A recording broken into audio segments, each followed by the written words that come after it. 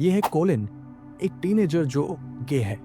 इसमें कोई बुराई नहीं है, लेकिन उसे लगता है कि उसे ये बात अपने पिता, जिन्हें हम डैड कहेंगे, से साझा करनी चाहिए। वे ओक्लाहोमा में रहते हैं, जहां डैड की सोच थोड़ी पुरानी है।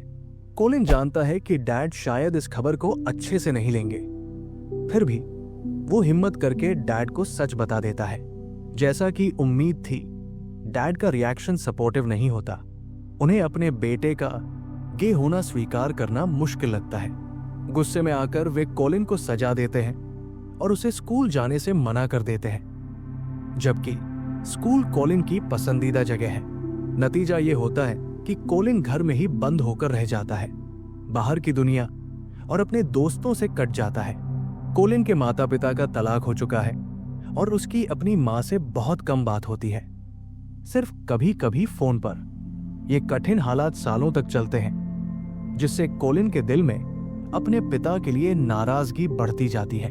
जब कोलिन 15 साल का होता है तो एक दिन उसका अपने डैड से जोरदार झगड़ा हो जाता है। बात इतनी बढ़ जाती है कि दोनों के बीच हाथापाई होने लगती है।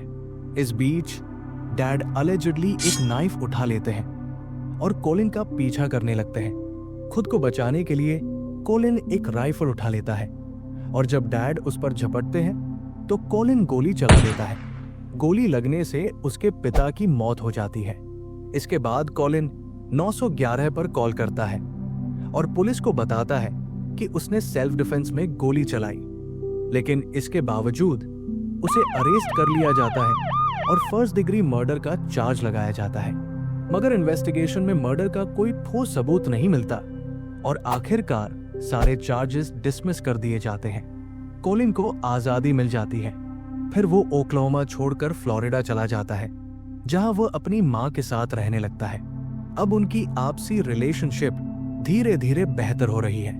ये है उनकी एक तस्वीर जिसमें दोनों खुश नजर आ रहे हैं, लेकिन अपने पिता से सालों तक मिली तन्हाई और अब्यूज और फिर अपने ही पिता की जान लेने का ट्रॉमा झेलने के बाद कोलिन की मेंटल हालत काफी कमजोर हो चुकी है।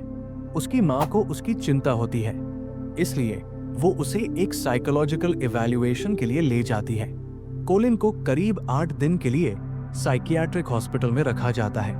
वहां डॉक्टर उसे PTSD और एक पर्सनालिटी डिसऑर्डर का डायग्नोसिस देते हैं। डिस्चार्ज से ठीक पहले कोलिन स्टाफ से कहता है कि अगर उसे छोड़ा गया तो वो खुद को या अपनी मां को नुकसान पहुंचा सकता है। ये सुनकर स्टाफ उसकी छुट्टी रोक देता है। इसके बाद उसे कई और महीनों तक हॉस्पिटल में ही रखा जाता है। फिर जब डॉक्टर्स को लगता है कि वो थोड़ा स्टेबल है तो उसे मां के पास घर लौटने दिया जाता है। उसकी मां पूरी कोशिश करती है कि वो कोलिन को सपोर्ट कर सके। वो उसे घूमने ले जाती है, साथ में सेल्फीज और वॉशिंगटन DC की ट्रिप की फोटोज फेसबुक पर डालती है, लेकिन इसके बावजूद हालत नहीं सुधरती। कोलिन को नए माहौल में ढलने में मुश्किल हो रही है। उसका स्कूल में प्रदर्शन बहुत खराब है और वो ज्यादातर समय वीडियो गेम्स खेलने में बिताता है, जिससे उसकी मां को काफी चिंता होने लगती है। एक दिन कोलिन होमवर्क करने के बजाय वीडियो गेम्स खेलने का फैसला करता है। उसकी मां उसे कंसोल छीन लेने की धमकी देती है। ये सुनकर कोलिन गुस्से में आ जाता है और उन पर चिल्लाने लगता है। बात इतनी बढ़ जाती है कि पुलिस को बुलाना पड़ता है और कोलिन को डोमेस्टिक वायलेंस के आरोप में अरेस्ट कर लिया जाता है। बाद में उसे प्रोबेशन पर छोड़ दिया जाता है, लेकिन वो मां के साथ ही रहने लगता है। जब कोलिन 17 साल का होता है, उसकी मां उनके रिश्ते को संभालने की पूरी कोशिश करती है। वो फेसबुक पर दोनों की खुश दिखती फोटोज भी शेयर करती है। जब कोलिन हाई स्कूल से ग्रेजुएट करता है तो मां उसे $26,000 की एक कार गिफ्ट करती है, लेकिन ये भी उसे खुश नहीं कर पाता। आखिरकार एक दिन घर के छोटे से काम को लेकर बहस के दौरान कोलिन की सहनशीलता खत्म हो जाती है। वो घर छोड़ने का फैसला करता है और शांति की तलाश में अपनी दादी के घर चला जाता है। कुछ ही देर में मॉम वहां पहुंचती है, लेकिन कोलिन उन्हें देखकर जरा भी खुश नहीं होता। जैसे ही मां अंदर आती है, दोनों के बीच बहस फिर से शुरू हो जाती है, इस बार पहले से कहीं ज्यादा तेज और उग्र।